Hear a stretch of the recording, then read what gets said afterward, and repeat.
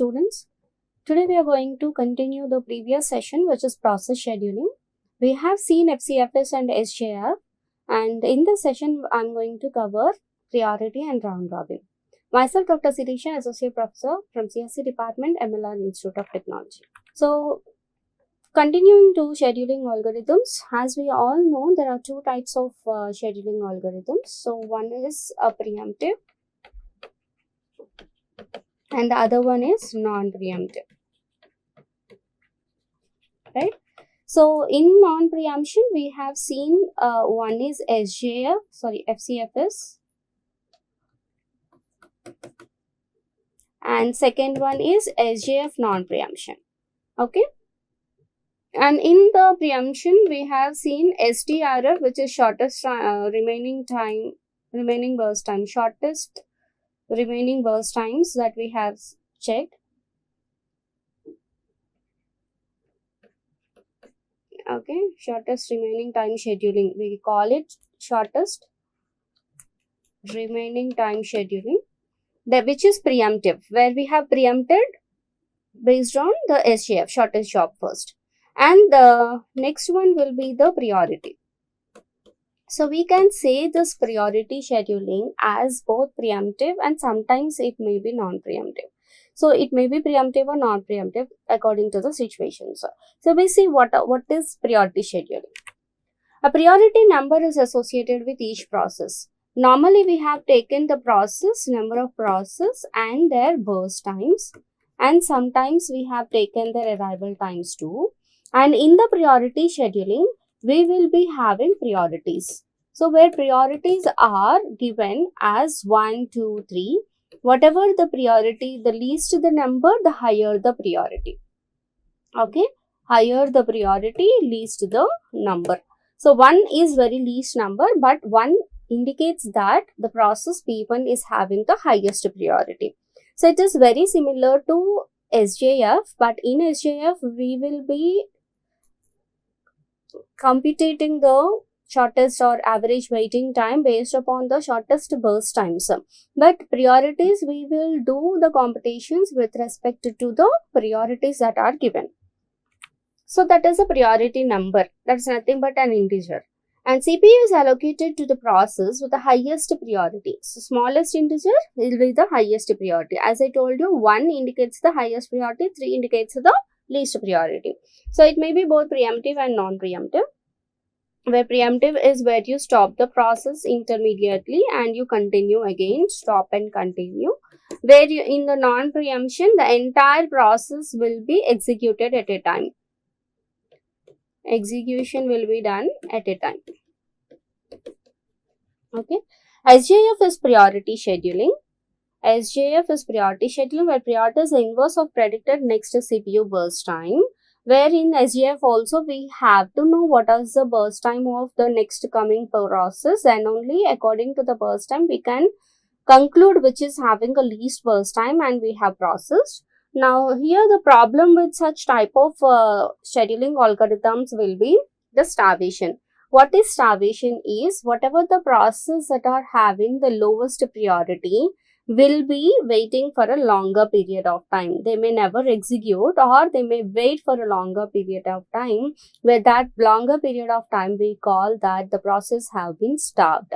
So the output or the problem of this starvation can be avoided by using aging, where aging is a technique where whatever the process which are having a least priority and they were waiting for the longer period of time, or rather than saying waiting, we can say that whatever the process which have been starved for a longer period of time can give the priority, increase the priority and make those processes into the execution. That is nothing but aging. So the problem of priority scheduling will be the starvation and the solution for starvation will be aging. These are the main terms that you have to remember.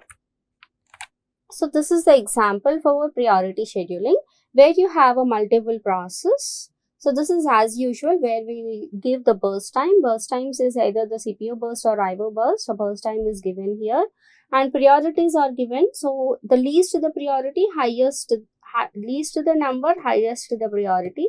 So this is having a highest priority, and this is second highest, third, fourth, fifth. So what we have to do? So according to this, we have to sort them. So how do you sort? Say process, if you consider what is a process that is having a first priority P2. So P2 will be coming first. Then next will be the 2, which is having priority 2. What is having priority 2? P5. Then 3. 3 is with P1 and 4 for P3 and 5 for P4. So this is how you have to first sort the process according to the priorities that are given. Then you have to take the respective burst times of the particular process. So P2 is the first having a first priority. So P2's burst time is 1, P5 burst time is 5, and P1 burst time is 10, P3 burst time is 2, P4 burst time is 1. So accordingly, we have to take the burst times. Now again, you have to execute this in the same fashion. Now, if you see the Gantt chart, first allocated process is P2 since it is having a first priority. Okay. So what is the burst time? 1. So it is executing for 1 millisecond. And P5 is executing for 5 milliseconds. So what is the turnaround time for P1, P5? It's 1 plus 5, therefore 6. And next process is P1. So the ready queue will be in such a way, ready queue will be with the processes which are in the order that we have given according to the priorities. So accordingly, this has been executed, this is executed. Next one is P1. What is the P1 burst time? 10. So 10 plus 6, 16. Then P3. P3's burst time is 2. So 16 plus 2, it is 18. So P3 is also over. So next process in the queue is P4. P4 is in the queue and the burst time is 1. So 18 plus 1 is 19. So this is how we have to calculate, and calculation of average waiting time and average turnaround time will be the same for priority scheduling hereafter. So how do you calculate? So you can calculate the average waiting time by calculating the waiting time and turnaround time. What is the waiting time of process P2? 0. Waiting time of process P5? 1. Waiting time of P1? 6. P3? 16. P4? 18. Similarly, what is the turnaround time? Turnaround time of a process P2 will be 1 and P5 will be 6. That is nothing but the burst time plus waiting time. 1 plus 0, 1, 5 plus 1, 6, 10 plus 6, 16, 18 and 19. So this will be the turnaround time. Calculate the summation of all the waiting times divided by number of processes. So total number of processes that are there here will be 5. So this gives the average waiting time. Similarly, summation of your turnaround time divided by the number of processes. This gives your turnaround time, average turnaround time. Okay, and we have discussed all these burst times, turnaround time, response times, completion time, and what is waiting time. All these scheduling criteria we have discussed in the previous session.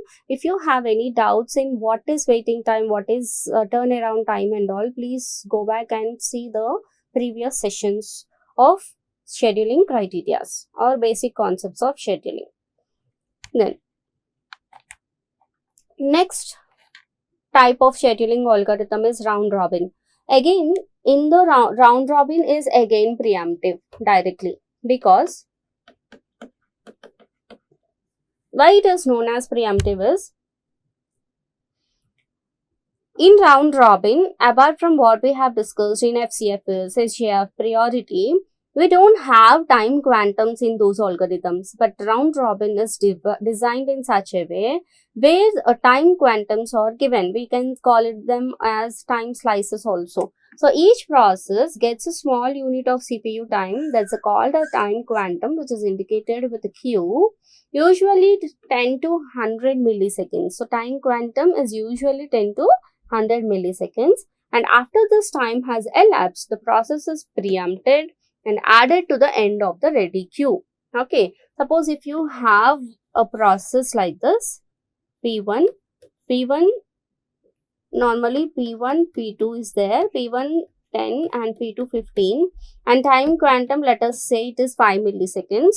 Now P1 will execute only for 5 milliseconds initially. Then the remaining time will be 5 again. Then it will give the chance for the second process. Then again it will execute for the 5 milliseconds and the remaining time will be 10. So here this is executing 5. And again it will give chance to P1 and then P2, but only for 5 milliseconds, 5, 5, and again for P2, remaining 5. So like this it happens with the time quantum. So what we are doing, if after this time has elapsed, means first 5 milliseconds is over, which is a quantum time, then the process is preempted. Now we have preempted the process P1 and we have given chance for the next process P2. So by doing this, what is achieved? The starvation is achieved. Okay, aging is done, because aging we are giving a priorities, higher priorities, and we are doing, but without changing the priorities, we are avoiding the starvation, because every process is going to its execution for a quantum period of time. So that is round robin. If there are n processes in the ready queue, the time quantum is q, and each process gets 1 by n of CPU time in chunks of at most q units at once. No process waits more than n minus 1 q time units. That means every process is undergoing its execution for a quantum period of time. So timer interrupts every quantum to schedule the next process. So it interrupts. So after 5 milliseconds, what is happening? The timer will interrupt P1. It tells that okay, stop processing. Then it preempts and gives the chance to P2. Now P2 will get a chance again for time quantum of 5 milliseconds. Then it will give the chance for the other process. So like this, we have a round robin where we execute using the time quantums. If the queue is large, then we will go for FIFO. If the queue is small, queue must be large with respect to context switching, otherwise overhead is too high. So here the drawback of this round robin algorithm will be more number of context switches, because if you consider FCFS, you are taking P1 process and you are executing it completely for 10 milliseconds. There is no switching, so context switch is 0. If you take SJF also, even though it is waiting for its burst time should become shorter and in the order, so it is also executing all its process, okay, at a time. We are not preempting. Similarly, if you take round robin, what is happening? The P1 is executing for 5 and again some period of time after 10 milliseconds, again P1 is executing for 5 milliseconds, 5 and 5. So this is a context switch, right? So the time period or the waiting time or the turnaround time will be the higher and number of context switches are higher. Okay, that's the drawback you have with the round robin algorithm. So we'll see with the help of an example. This is an example with the time quantum 4. So 4 is the time quantum and these are the burst times. There are 3 processes with the burst times.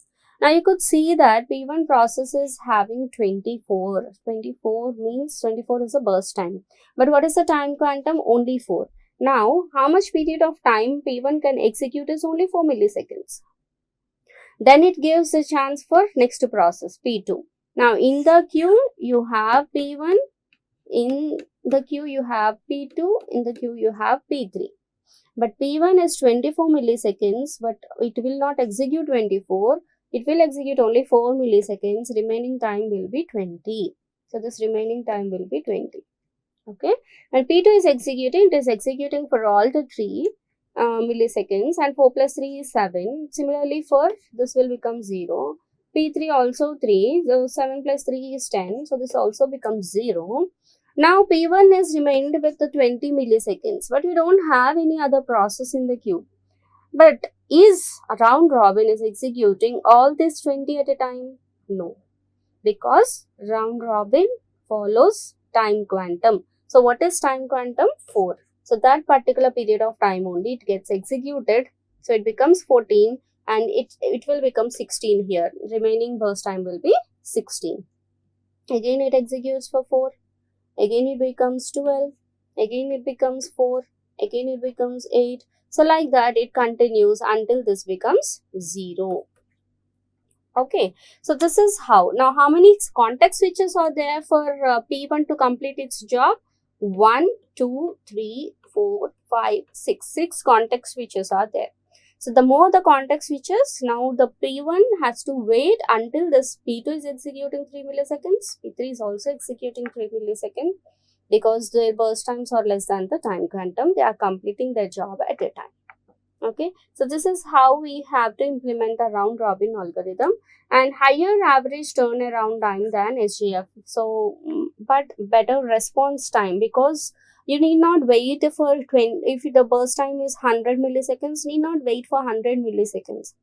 So it is partially executed, partial job is getting executed and the processor is getting allocated. So this is how the higher average turnaround time is possible for the round robin.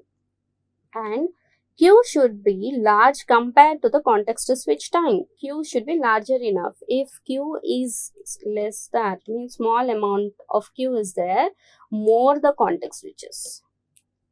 Q is less, more the context switches. If Q is high, less the context switches. So these two are vice versa. Okay. Q usually always takes 10 to 100 milliseconds, and context switches at that time will be less than 10 milliseconds. Okay, so this is what about a round robin, and the calculation of waiting time and turnaround time is again same as we have discussed in priority and SJF scheduling algorithms. Okay.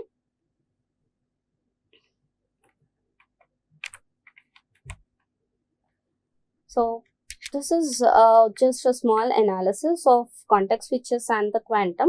So here the quantum is time 10, the process time. So no, there are no context switches. So quantum you are taking it as 10, whereas the burst time is 10. And 10 is less than 12, therefore it is executing at a time. The process is executing at a time, therefore no context switch. But if you see in this case, the quantum time is 6. So after 6 milliseconds, it has to preempt its process. So only for the 6 milliseconds it is executing, and there is a context switch, and the remaining 4 is executing here. So what is happening? One context switch is possible.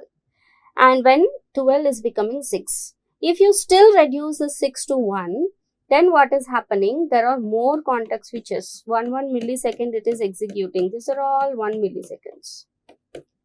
Okay, but the total is 10, that is process is getting completed, but at a time how much time it is executing? Only 1 millisecond. And then how many context switches you are getting? 9. So 1, 2, 3, 4, 5, 6, 7, 8, 9, 10. But 1 to this context switch, right? So this is 1, 2, 3, 4, 5, 6, 7, 8, 9. 9 context switches you are getting. So what are these 9? So all these 9 are nothing but context switches. Whenever your quantum is decreasing, your context switches are getting increased. So that should not happen. So there is a limitation for quantum time between 10 to 100 milliseconds to maintain the response time for all the process. So this is about the round robin. In this session, we have discussed two scheduling algorithms. One is a priority scheduling and the other one is a round robin scheduling. Priority scheduling, the drawback of priority scheduling will be the starvation, and how starvation can be overcome is by using aging.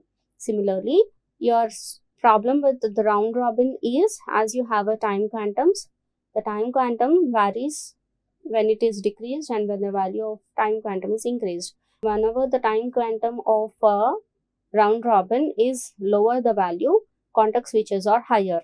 Whenever the time quantums are higher, context switches are lower. So you have to balance the overhead of the process so that every process can execute smoothly in a average time turnaround time or average waiting time.